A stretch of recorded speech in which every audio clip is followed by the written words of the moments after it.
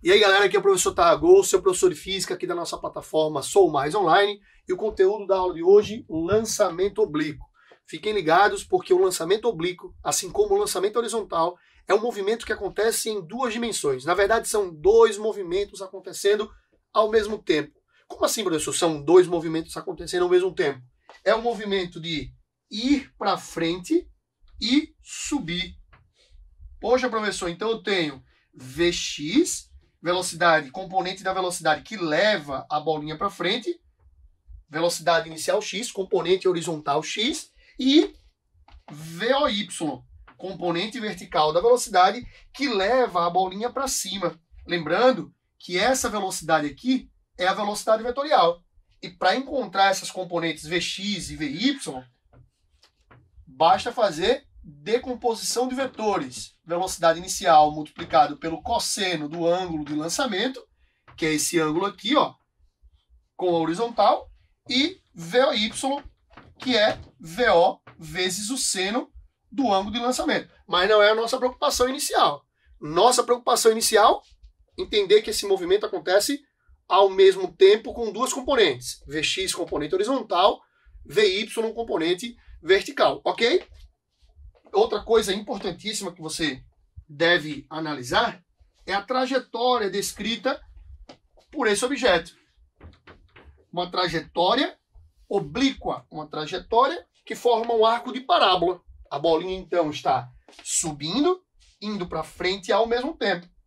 Lembre-se da aula de lançamento horizontal, quando a gente disse que o Vx é sempre uma velocidade constante. Então, esse objeto, ao subir, ele também está indo para frente com velocidade constante, mas a velocidade de subida é variável. O Vy é uma componente variável. E aí algumas perguntas podem começar a aparecer. Por exemplo, o que acontece com o objeto quando ele estiver passando por sua altura máxima? Primeira pergunta.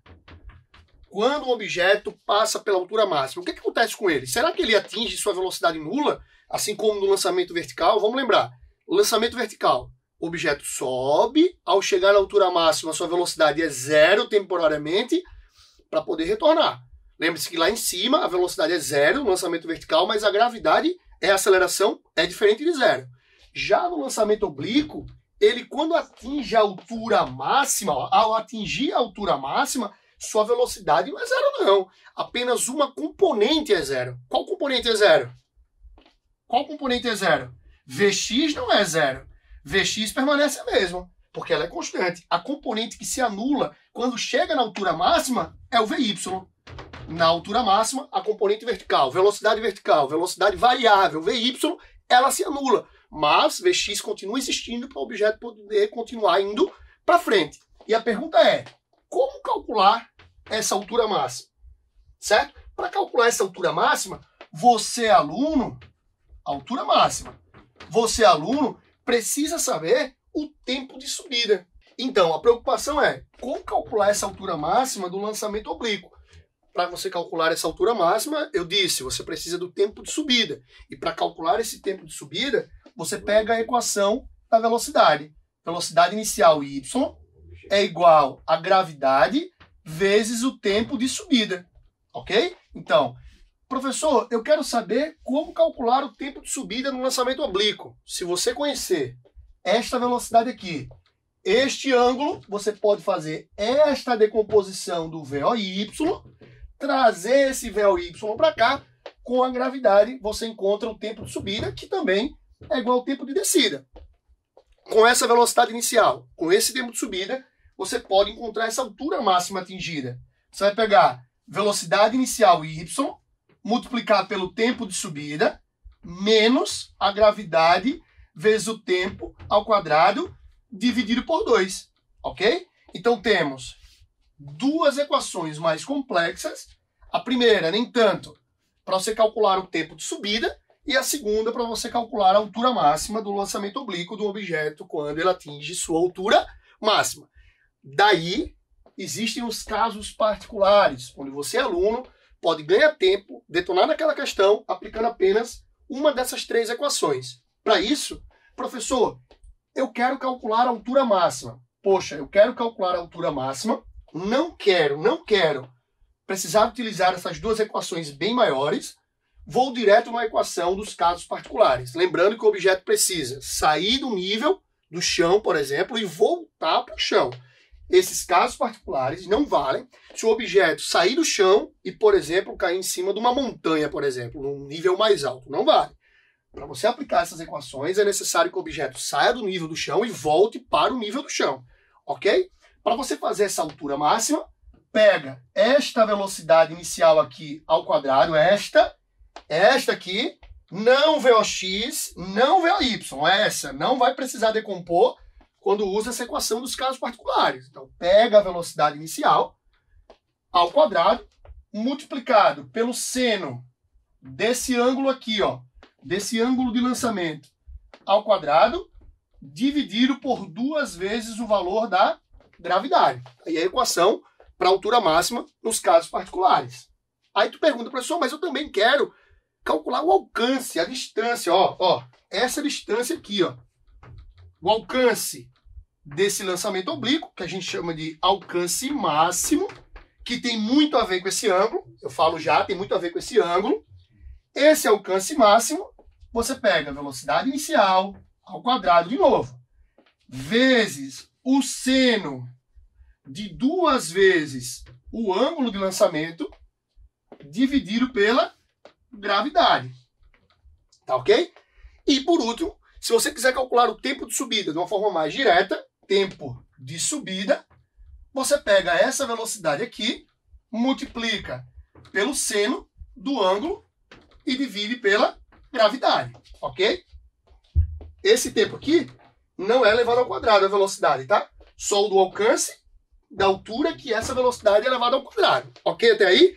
Mas eu disse a vocês o seguinte, eu disse que este alcance aqui será máximo dependendo deste ângulo, e é o que a gente vai fazer agora, ok? Vamos lá? Então, galera, ó, se liga, no lançamento oblíquo você tem que se preocupar, como eu tinha dito, que esse alcance máximo aqui depende, veja bem, depende do ângulo de lançamento, do ângulo do vetor velocidade, esse ângulo aqui, ó, feito com horizontal. Eu tinha dito isso.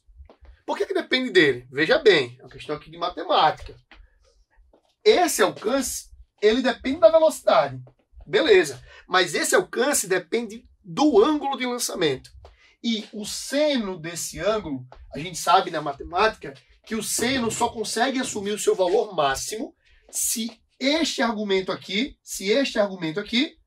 for o ângulo de 90 graus. Aí o que você diz? Seno de 90 igual a 1. 1 é o valor máximo do seno. Se o seno assume o seu valor máximo, esse alcance será máximo também. Então, ó, para o alcance ser máximo, o seno precisa assumir o seu valor máximo, que é 1. E ele só assume o valor máximo de 1 quando o ângulo é de 90. Mas veja bem, que aqui não tem seno do ângulo. Aqui tem um seno de 2 vezes o ângulo. Então, que ângulo aqui precisa existir para que esse alcance seja máximo? É um ângulo onde 2 vezes ele bata os 90. Então, esse ângulo aqui, 45 graus. Por quê? Porque o seno de 2 vezes 45 é o seno de 90 e o seno de 90 assume o seu valor máximo. Então, eu terei um alcance máximo para um ângulo de lançamento de 45 graus. Essa parte aqui, entenda, bota na sua cabeça. Essa parte aqui é justificando quando o seno é máximo. Ele é máximo quando é 90, mas o alcance máximo só irá existir para o seno de 2 vezes o ângulo de lançamento. Então, 2 vezes 45, para dar 90, o seno de 90 ser 1 e o alcance ser máximo. Agora, eu pergunto a vocês, se esse objeto fosse lançado com um ângulo maior que 45? Exagerei no desenho, ó. Exagerei. Se ele fosse um ângulo maior que 45, ou fosse um ângulo menor que 45, esse objeto lançado com um ângulo maior que 45, ele atingiu a altura maior, a altura máxima. Se fosse um objeto lançado com um ângulo menor de 45, ele iria atingir uma altura menor, mas o alcance pode ser o mesmo. Então, ó, como eu disse, para você ter um alcance máximo, o ângulo de lançamento precisa ser de 45. Para que 2 vezes 45, 90, sendo de 90 dá 1. Beleza. Agora, tem a possibilidade desses alcances serem iguais. Imagine dois objetos, ou até mesmo o mesmo objeto, sendo lançado com velocidades iguais, eles podem atingir alcances iguais se esses ângulos forem diferentes? Pode. É necessário que esses ângulos sejam complementares. Imagine que esse aqui foi lançado com 60 graus. Poxa, 60 graus é maior que 45. Imagine que aqui o lançamento seja com 30 graus. Caramba, então eu tenho o primeiro alcance, o segundo alcance. Esses alcances, tanto o primeiro aqui, ó, quanto esse segundo, eles podem ser iguais com uma única condição. Se o ângulo de lançamento 1 mais o ângulo de lançamento 2 bater 90 graus. Como assim, professor? Ângulos complementares. Eu disse que esse primeiro alcance era para 60 graus aqui. Esse segundo alcance, eu disse para 30 graus. 60 mais 30, 90. Então é isso. Se liga. Toda vez que o objeto for lançado de um ponto formando 45 graus, ele vai alcançar a maior distância. Beleza? Agora, se esse objeto for lançado do mesmo ponto com velocidades iguais, porém formando ângulos complementares, eles irão atingir alturas diferentes, mas terão alcances iguais. Costuma muito cair no vestibular perguntando isso. Imagine dois objetos sendo lançados com velocidades iguais, porém formando ângulos complementares. O que eles têm em comum? O alcance. Ok? Então, a nossa aula sobre lançamento oblíquo, toda destrinchada aqui com esse exemplo, certo? Eu espero vocês nas próximas aulas. Um abraço e até mais.